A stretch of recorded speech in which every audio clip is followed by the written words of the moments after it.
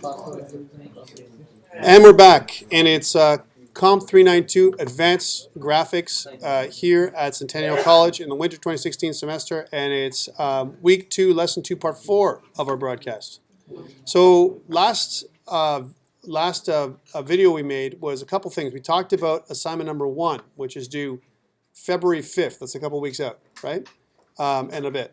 And we also talked about some technologies to get you guys up online, going through DreamSpark to get Microsoft Azure, or choosing Heroku as a deployment target, as well as creating a GitHub repository and using something like a cloud service like Cloud9, and by the way, there's others out there that'll do the same thing, and deploying directly to Azure, right, by creating a, not this one, by creating a, going to the Microsoft portal here for Azure, portal.azure.com, and setting up a continuous deployment. That's what you're doing here, a continuous deployment.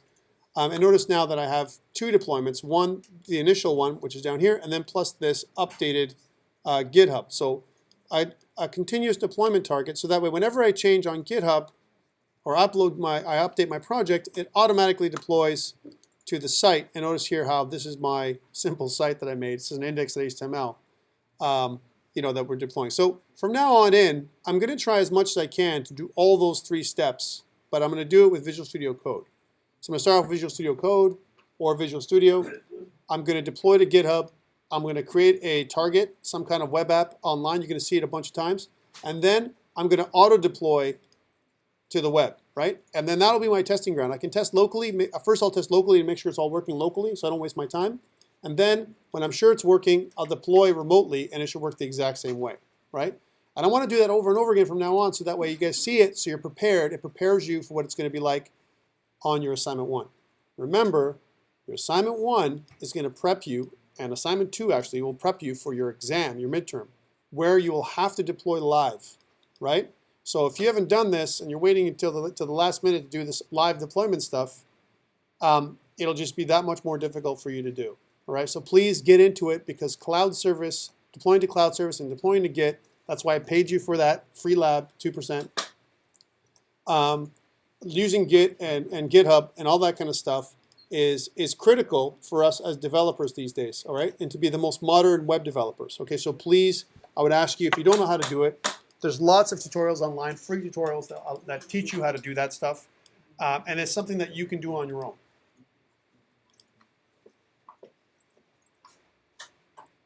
Of course, you can also watch the videos, and they might help you, right? But for sometimes you watch a video and you're like, I still can't do it, right? And so what do?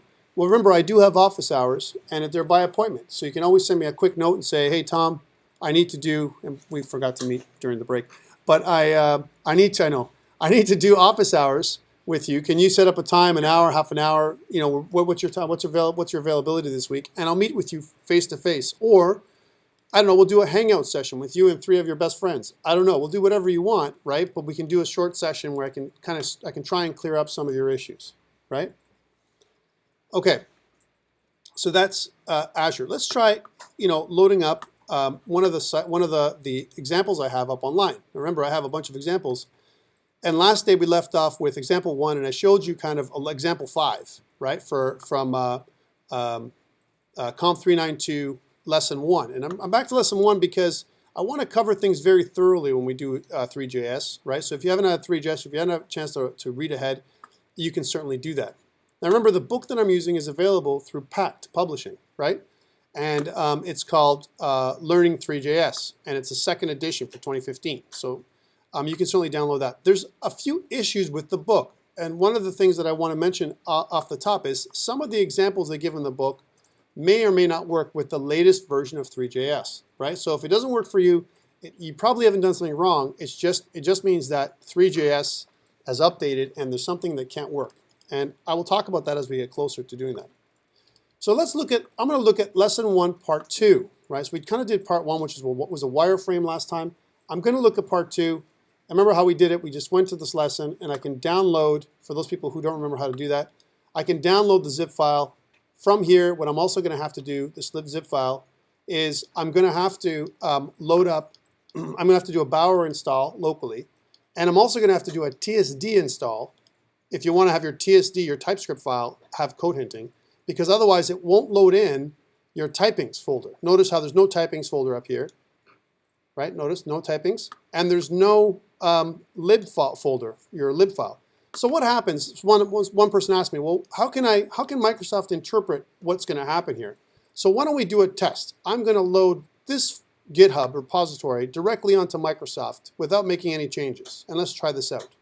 So here's my GitHub repository, and I'm going to go over here to my deployments. I'm going to click on the plus for Microsoft Azure, so just to show you another time how we can do this. And let's see what happens with this. What do we need to do? And sometimes you might have a little bit of problems, and I want to talk about these problems with you. So web plus mobile, and I'm going to set up another web app, right? And my subscription is pay-as-you-go, but your subscription should be Azure Pass. That's what you should see, okay? Azure Pass. Mine's not Azure Pass. Okay, so now I need to make a name for this website, and I'm going to call it the same name as my GitHub. So I'm going to say COMP392, and we're going to say lesson, just to be clear, lesson 202-part 2, kind of thing. And if that's not right, and it's not lesson 2 part 2, it's lesson 1 part 2, by the way. Lesson 1 part 2. Let's just check it to make sure it's the same. I don't have to do that. I want to do it because I want, so that way I can add other things up there for you guys too, right? This is the name of the file, and it has to be unique across all Azure websites. So if your buddy, if your friend makes a name for a site, you can't use it. Only one person can have that name, okay? And now again, from a resource group perspective, the default here is defaulting to East US. You can also choose other resource groups if you want to have other performance, like for example, if you're in the West, or even if you're in Europe, you can add other deployment targets. And the same thing goes for my plan and or location. I can add a new plan and or location here by choosing other options here. I'm not going to. I'm just going to leave it as is and click Create. When I create, it creates. What it really does here is it's creating a container, just to go over this again, a container where my apps will live, okay? My web app cannot live, or I can't deploy to it unless it's created first. The first step I have to have is basically a GitHub account, right? Second step, I have to have a repository on GitHub. After I have a repository, I have to create a container, a web app container for my repository. As long as I'm not running Node.js, if my application is not a Node application, once it's done, it's going to take me to my folder and I can auto-deploy. Node.js requires a couple of extra steps to make that run if you're running a Node application, all right, with Azure. So notice, I'm done deploying. The deployment succeeded. It takes me here, right? Now this site is blank. It doesn't have anything on it. It's just a container, right? And I want to do the same thing. I want to scroll down to where it says Publishing, and I'm going to click on Continuous Deployment. And by the way, you might have to set up your deployment credentials for the first time. You can certainly do that. I'm going to choose OK. If there's anything for me to configure, notice that there is. I want to choose GitHub. Under GitHub, it's going to ask me what organization. I'm going to choose Centennial College. You may only have one. I have 3 GitHub organizations. One, which is me, and there's 2, one for the other college and one for this college, right? And then I'm going to choose my project, right? And under Centennial, I'm choosing Lesson 1, which I told you I would. If I scroll down, Lesson 1, Part 2. This is right here. Right here it is. So I've chosen a target, and now it's asking me for what branch, because each GitHub repository can have multiple branches, like a primary branch and others if I want to. And we're not going to talk about branches right now, but that's another option for Git repositories. Then I'm going to leave it at master and press OK. When I do that, it's going to deploy. It's going to attempt to deploy my application to the web. So now it's successfully set it up. Give it a moment or so in order for it to do it, because if there's a problem, right, it's going to show up afterwards. I'm going to scroll to the left, and I'm going to choose my location here, my new site. I'm just going to click onto it, create a new site, and if everything went well, I should have my Lesson 1, Part 1 deployed. Now there's a problem, and this is what I wanted to talk to you about. So we're clear, right? So let's refresh and see what happens. Okay, so now let's take a look and see what I get in my inspector. Notice how in my console I get a few errors. It says, well, I don't know what stats is. I don't know what dat.gui is. I don't know what 3.min.js is. I don't know any of this stuff. Why? Because in my ignore file, in my git ignore file, I have not included that stuff on GitHub, right? And Microsoft, in this particular deployment, does not recognize 3JS, does not recognize that stuff. So how do I fix it? And we're going to talk about that, right? I would obviously not disclude it from my git ignore file. I would include it in my git ignore file. So how do I do that? So go back to, let's fix this thing. Now I know that in Visual Studio Code, I have a version of this thing locally that I'm going to use. So I'm going to go into my courses, I'm going to go to 392 as an example, and I'm going to hit this lesson 1 as an example to fix it, right? Remember, it's auto deployment. It's this continuous deployment. So when I make a change, when I upload it to GitHub, and as long as it works locally, it's going to deploy automatically to Azure. I don't have to do this step again, right? Okay, so cool. So I want to grab my code archive, which is COMP392 Lesson 1 Part 2, this one, and drop it into Visual Studio Code to fix it. Let's do that. Okay, cool. So there's Visual Studio Code, and notice how I have my lib folder, I have all this stuff, I have my typings and everything, and I also have this git ignore file that I've been using. Well, all I need to do to fix this problem is get rid of this lib. I can get rid of this from the git ignore file.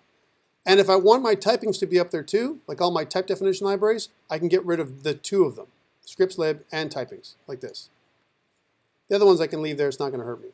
Okay, cool. Now that I've done that, I have 75 changes, notice, on my stuff, because those are 75 files I have to upload. That's why we leave them out. But we're doing continuous deployment here. So it's okay for you guys to do this. I'm okay with it. For Heroku, by the way, Heroku is smarter than Azure in that it'll be okay with your Bower, right? But because we're using Bower and we were attempting to hide the locations, even with a Bower.json file, Microsoft Azure does not detect it. So we have to fix it, all right? So the files that you see online, you have to do a TSD install and a Bower install anyway. Here, once I fix this file, this lesson 1 part 2, you won't have to fix it anymore. You can download it and it'll run right away. And that's what Microsoft wants you to do. Microsoft wants you to fix it, right? A deployment target. Okay, let's fix it. So I'm going to go into my Git and notice that there's a bunch of changes. I can click individual items to add to my staging area, or if I hover over my changes, I go to the plus and it adds all of them, like this, right? All of them. Even my git ignore file, notice my git ignore file changed. There's 74 changes. I want to add them all. I want to make sure all of them is added, not just the git ignore file, all of them, right? And now I'm going to say updated project to run on Azure, right? Because that's what it needs, right? And I'm going to click this checkbox, check mark. The check mark stages all my changes. Now they're not pushed to GitHub, right? They're not pushed. Once I've connected to GitHub the first time with Visual Studio Code, right? I can go here to the ellipses and push. And once I push it, it'll do its thing and it'll push those 75 changes to GitHub. Once the changes are done, once it's done deploying, like it looks like it is now, if I give it a second, if I go back here, right? Here's my Azure. If I did everything correctly and if I refresh, then we should theoretically see the changes come up online. Now, it's still refreshing, right? Notice how it's waiting for Azure to get those changes. And sometimes the deployment takes a second. Like, take a look, it's still cycling. So give it a second, before it happens. And by the way, to check the deployment target, to see if it's done, you can always go to deployments and see what's happening. See what it says, updated project to run on Azure. But meanwhile, this project, the actual project here, is still cycling. That's okay. And sometimes what you need to do is close it off because it's a live site and just open it up in a new window, right? Sometimes it's all you need to do. Sometimes, regardless of what you do, it won't run, right? So we'll just wait for it to give it a second because it's still charging up. And it takes a few minutes to charge up. So I'll let this go. But that's the way it's typically done. You run it up, you load it up. Here's something else we haven't done. We haven't tried to run this locally, this little thing. I've just automatically deployed it live, right? Thinking that it's going to work just fine. Let's try it locally and see if there's a problem, because that might alleviate some of this pressure right here. Okay, let's try it out. So I'm going to go up on back to here. Oh, let's see what problems I got. Oh no, it's not ready yet. It's getting there. Okay, let's go back to Visual Studio Code, and I want to see this. I want to reveal this in Finder, right? So here's my Finder. Here's my project, and I want to double-click this index.html, and let's see what I get. Well, this is what you should get, right? This is the final version of it. of lesson 1, part 2. One thing to note here is this is the axis helper, right? What's the green axis typically? What does that mean? Y, right? So what orientation does 3JS have relative to Blender? Blender is Z up and 3JS is Y up, just like Unity and just like other objects up there, right? Notice that it's taking its sweet time to deploy. Don't worry about it, okay? Don't worry at all. And we'll kind of do some smaller examples here because it can't give you an error unless, I mean, it's still trying to access. This is not me having a problem. If I had an error, I can go to inspect and it would give me my error in my console. I'm not getting an error in my console, right? I'm not getting an error in my console because it's still running, still trying to get to Azure. So give it a few minutes because I've just redeployed. Sometimes also what really helps is if I copy this code right here because I've deployed it one time and put it inside incognito mode because sometimes that helps. If I go new incognito window because it doesn't cache and just paste and go in Microsoft Azure and then it'll pull up the thing. So there it is. There it is on Azure, right? Because see, it was cached and it didn't know what to do, right? So incognito mode solved my problem. It actually deployed nicely on Azure. Take a look, right? So if you go try it out, try going to this now for you. See if you understand what I'm saying. Go to comp392-lesson01-part2.azurewebsites.net and see if it deploys for you. You should be able to see it online now. If you can't see it, then I have a problem, right? Because somehow Microsoft is down. There's a zombie apocalypse out there, right? And we're all killing each other with tire irons, right? Okay, I don't know. I'm joking. But you know what I'm saying? It has to be up. If I'm up, you're up, right? Unless there's a problem with the school site. You're good? Yeah. So this is what I want you to do. When you auto-deploy, right, sometimes you have to take away the stuff from your gitignore file to fix the problem because your gitignore file tells GitHub to ignore certain types of files and not load them up on GitHub. I'm loading everything up on GitHub this way, and it's less efficient. It's not optimal for us because in a real-world environment, we wouldn't have to download and install everything. Right, but here we're deploying live in a production environment to Azure. So sometimes we have to make sure that they have our library files. Okay. Well, let's take a look at this code to see what I've done here because we're really talking about 3JS and we haven't really looked at it today, right? So when I go into my scripts, I've organized everything into a couple things: library and objects. And for now, for this version of our code, this lesson 1, part 2, notice how in my TypeScript I have, again, a long laundry list of variables, right? I use the import statement for TypeScript to pull a reference or create an alias for scene. Instead of typing 3scene, I'm just typing scene. That's what this is doing, right? And down here, these are my global variables in my global namespace. And all I'm doing here is declaring them. So I'm saying here's a cube geometry, and I'm using the cube geometry, which I've used as an alias up here. So cube geometry is a variable for my cube that's appearing on my screen that is of type cube geometry, 3 cube. That's what it is. Remember, I need two things to create a mesh. What are the two things that I need to create a mesh in as an object in 3JS? Two things I need. I need a what? I need a geometry and a material. Those two things, geometry and material. I'm going to ask you about this. I'm going to ask you the same question next week. I'm also going to ask you next week about GitHub continuous deployment, because we talked about today, right? If I say what is continuous deployment, you should know the general idea of what it is. You don't have to be very specific. I'm not going to ask you to do a continuous deployment next week on your test, but I may ask you about it. I may ask you about continuous deployment. So please study it, try it out a couple times, fail a couple times. It's okay to fail because you know what? Your assignment's due a couple weeks out. So figure out your problems. Try a bunch of little deployments on Azure as an example so you can do it effectively, right? I'm also going to ask you a little bit about Cloud9 because we talked about Cloud9 today. So what is Cloud9? It's a software as a service. It's an IDE on the cloud. That's what it is. As long as you know that, you're good. You're golden. You understand what it is, right? Those kind of things is what I'm going to ask you. So this is in the global namespace. And as I come down, remember what I need to do here in my, as long as I've loaded everything up in my index.html, notice my index.html binds everything together, right? Binds everything together. I can't deploy my application without calling up or including my script files, my library files. So that's the first piece. And also, I need this on load in this version of my code. I am not using an iffy. What's an iffy? A what? Self-executed anonymous function, or, right? What's the other word for it? What's iffy stand for?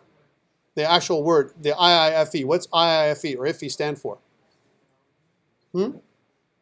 Immediately invoked function expression. All right, immediately invoked function expression, an iffy. That's what it is. So I'm not using an iffy here, but what I'm doing is I'm saying I'm using this onLoad attribute, which is like an event handler, to say when my body loads this piece, then call my init function. And where is my init function? It's inside my game.js, or game.ts. Here's my init function right here. So this init function contains all this code that it's gonna execute, right? So it executes my scene. It executes my setup renderer method, which is down here. I just set it up down here. Here's my setup renderer method, which does a bunch of different things here. It sets up my renderer. It sets up my background color, my size. It tells me that my shadow maps are enabled and so on. And it even sends a little note to the console that says, hey, I'm running. And then it sets up my camera the same way. And it tells the camera it's a perspective camera. Hey, here's free marks for you for assignment 1. Perspective camera right here, right? And it tells me the X, Y, and Z positions and what scene to look at and everything, right? And on the top here, notice how first we set up our renderer and then we set up our camera. Here's my access helper. So if you just follow this example, you've got the marks for access helper as well. That's what I'm asking you to do. Set up an access helper by following the example. In fact, if anything, if you follow the examples, you're going to be able to do your assignment 1 pretty straightforward, okay?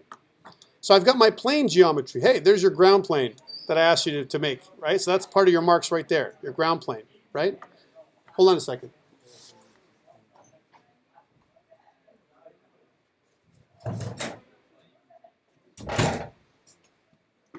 Sorry, just a little bit of noise. I had to talk over them. It was pretty loud. All right, so here's my ground plane. And remember, every time I add an object to my scene, I need to use the scene.add. Scene.add is like saying, take my object and add it into my scene. Make it a child of my scene. So my scene is my container, my parent container, and every time I use the add method, it adds the object as a child of my scene. All right? So it belongs to my scene in a scene list, almost like a scene graph is what they call it in the book, right? Okay, so I've added in my axis. This is the first object other than my camera. My camera is really the first object that I've added in. That's really an object still, because if you notice, even on the bottom here, right, I need to add my camera to the scene. The one thing I don't do with my camera is I don't use scene.add for my camera. I don't do that. I just create my camera by using the new keyword. Same thing with my renderer. That's the two things I don't really add the scene to. It's part of the scene, but I don't have to use the add method to do that. So axis really is my first. This axis helper is my first object. Then I add in my plane. And again, I need two things, my geometry and my material. So there's my geometry, and there's my material. And I pass them into the mesh method, the mesh class, and I create a new mesh object, a plane, right? And I turn on receive shadow, because I want my plane to receive shadows, right? Okay, cool. And then I rotate my plane and do all that stuff. I change the location and orientation of my plane, right? That's what I'm doing here, right?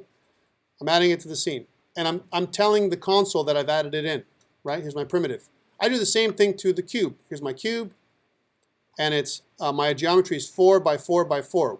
What does this mean, right? So if I look at it, it's really width, height, and depth. I'm getting that code hinting right from TypeScript, right?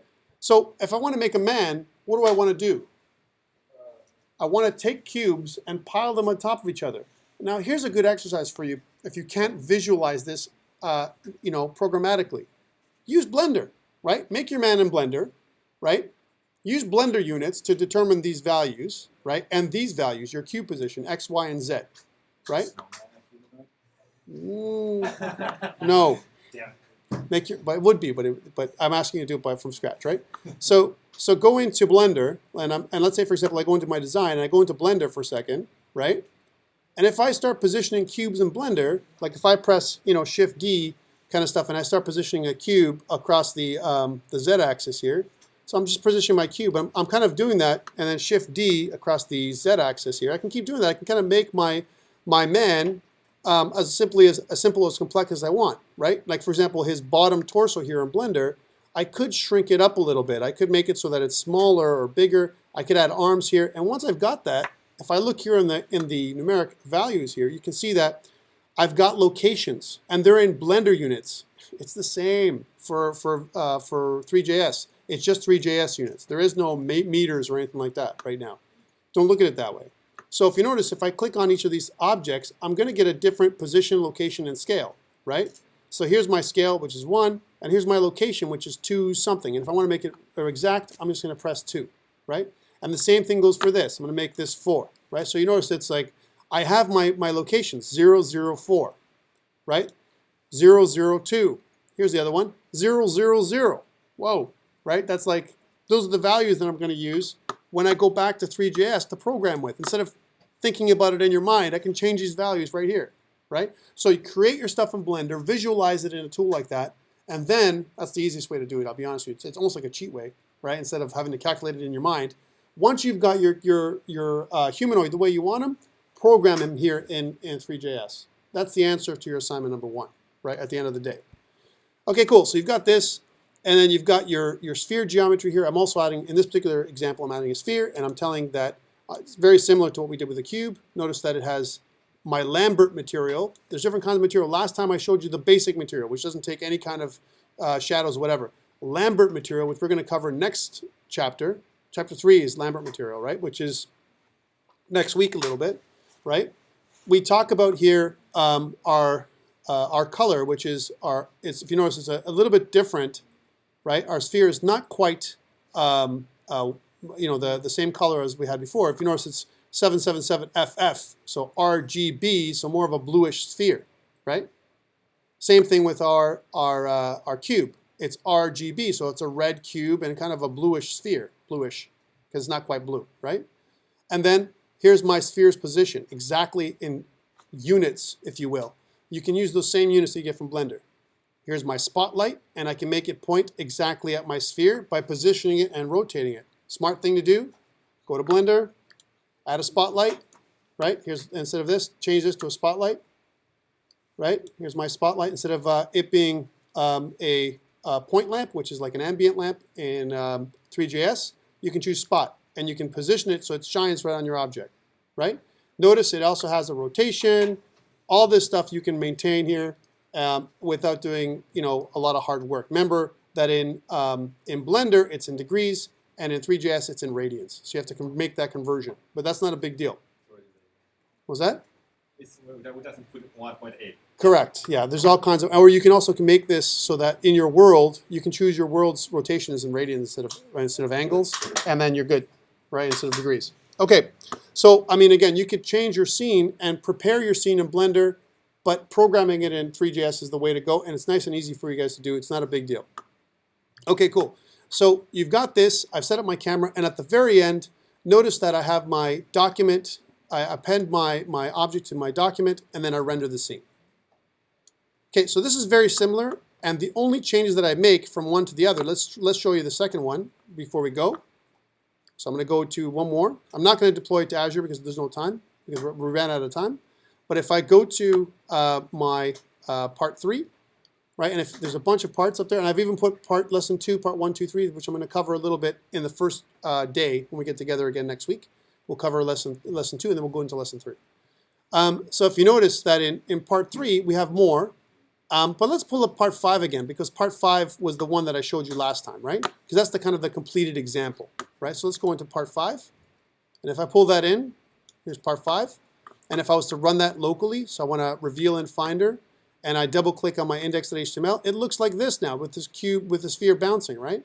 Well, the only difference that I've got going on here, like I said, if you look at my code, it's all the same. But as we get closer to the bottom, I have a couple things. I have a GUI control that I put in place. This is the DAT GUI library that I use. I use my stats object, which is new. And instead of rendering my window right away, I go to a game loop. And my game loop is the way I can do animations, because this game loop fires 60 frames per second by default, pretty much, or as fast as it can render. All right? So this game loop is where everything happens, where I set my cube rotation and my sphere's position and all that kind of stuff. And it's a self-executing function. Notice that I use my request animation frame to call the game loop itself from within itself, which is a recursive function. It's recursive. So I never have to loop. It's an endless loop. It'll only stop when you stop your program. Right? So this is the first time. If you've never seen recursion before, I mean, all you're doing is you're calling it from within itself. And it's going to call it forever. Okay? Questions before we go for the day. Right? Please take a look at the material that I've provided for you. I'm going to put up additional PowerPoints by the end of the day for part 2. And then you're going to have everything you need to start you going for your assignment. So please start early. Thank you very much. See you next week. Remember, test. You can start with that too. I'm just giving you other options.